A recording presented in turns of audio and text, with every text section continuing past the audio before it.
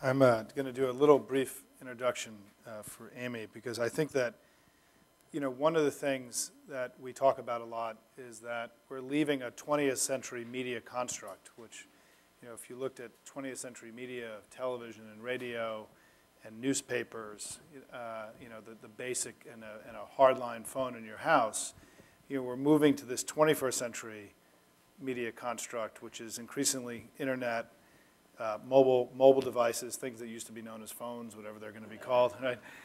If somebody has to figure that out, by the way, what that's going to be called. Incredibly robust databases that allow you much greater manipulation and targeting. But the big change, politics really was, for most of the last part of the 20th century, was about TV, right? It was about the 8-second soundbite in the evening news. It was about the 30-second spot. A lot of advocacy in politics was organized around television. And what's happening with TV is that, unlike these other medias, TV usage is actually increasing.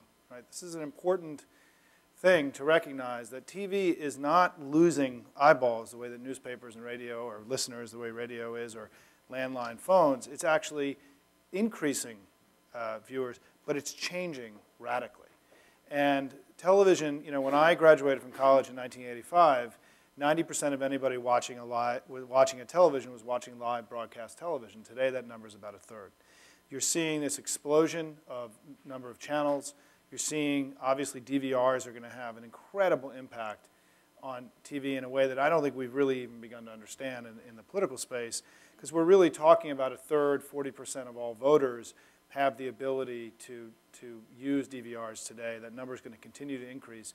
And one of the areas that I would argue that NDN and MPI have made the biggest contribution in recent years is really helping our allies and friends understand how to buy television more effectively. A lot of the impact we had was on migrating television buys to cable, because we were underutilizing cable as an entire family for many, many years. We've started to change that, and you've seen huge increase in allocation from broadcast to cable in recent years.